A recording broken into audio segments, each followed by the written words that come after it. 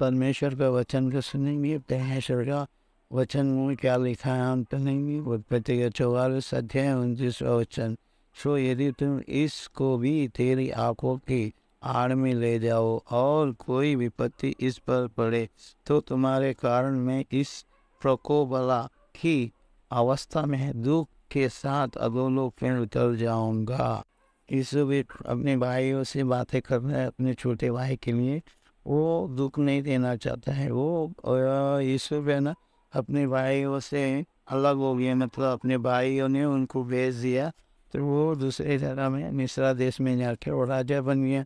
जब ये उस देश में उनको अकाल पड़ा था, तो जिस भाई को भेज दिया वो भाई राजा बना ना, वो भाई के पास आना पड़ा और उनके खाने के लिए कुछ नहीं, तो वो जाके उनसे खाना मांगने के लिए गए, तो वो उस भाई ने उनको पहचान लिया। राजा ने उनको पहचान ली, लेकिन ये जो लोग हैं उनको नहीं पहचान पाए। तो जब ये बातें बोल रहे हैं, इसलिए दुख के साथ जो होता है वो अच्छा के लिए होता करके अपने भाइयों को समझा रहा है।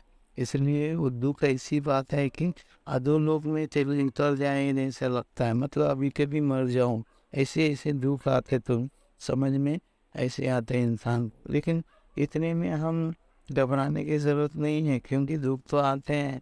मरने जैसे जितना दुख है ना, हमें आएगा तो हमें बचाने वाला परमेश्वर है, क्योंकि बनाया परमेश्वर ने हमें बचाने वाला परमेश्वर हमें।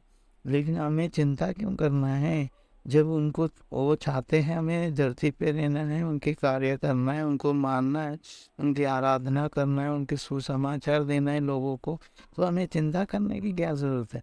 चाहे वो रखे चाहे मार दे, उनके ऊपर है ना, हम कुछ नहीं कर सकते, हमारे हाथ में कुछ भी नहीं, खाली हमें विनती कर सकते हैं प्रभु से। ये जैसा ये विनती कर रहा था।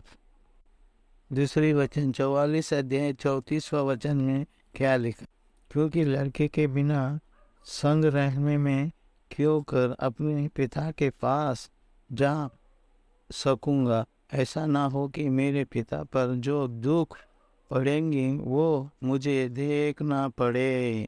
अगर एक बेटा अपने पिता के पर जो दुख पड़ने वाली है उसको देखकर वो देखनी पड़ेंगी करके वो अपने अफसोस कर रहा था।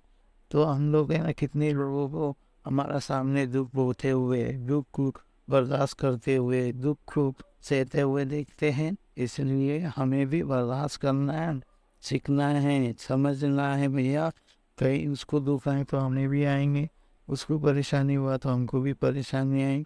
हमारा जीवन परमेश्वर ने ऐसी जीवन दी है संसार में, हम जिस जगह में रहते हैं उस जगह के बारे में हम सब कुछ जानते हैं, लेकिन जब दूसरे जगह में जाते हैं ना, जगह चेंज होती है ना, जब भी हमें कोई परेशानी आती, फिर भी हमें रुकना पड़ता है, ठहरना पड़ता है, करना पड़ता है। क्यों?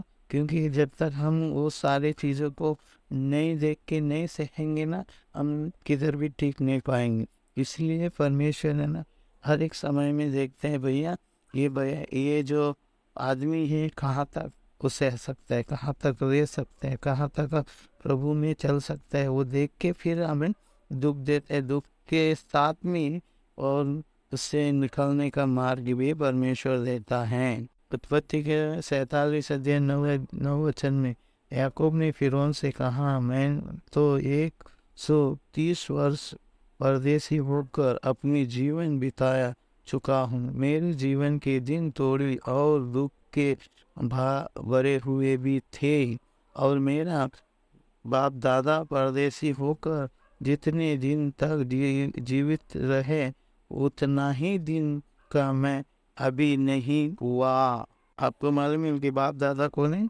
इब्राहिम, इसहाक, याकूब, ये सारे लोग परमेश्वर के दास हैं। परमेश्वर ने चुना इनको, परमेश्वर का ये चुने हुए खानदान है। उनके खानदान में ये सारे बेटे बेटे करके आ रहे हैं सब। अभी ये रोज जो राजा बना है वो उसका भी याकूब का बेटा है।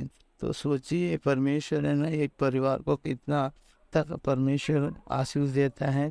अगर दुख भी देगा तो उनको खड़े होने का ताकत भी परमेश्वर देता है। इसलिए ध्यान रखें, दुख आए करके चिंता मत कीजिए, प्रभु में विश्वास रख के दृढ़ होके चलिए, जब ये आपके जीवन परमेश्वर के हाथ में आगे बढ़ेगा। समझिए, सुनिए और ये वीडियो को लाइक कीजिए, शेयर कीजिए और सब्सक्राइब भी कीजिए।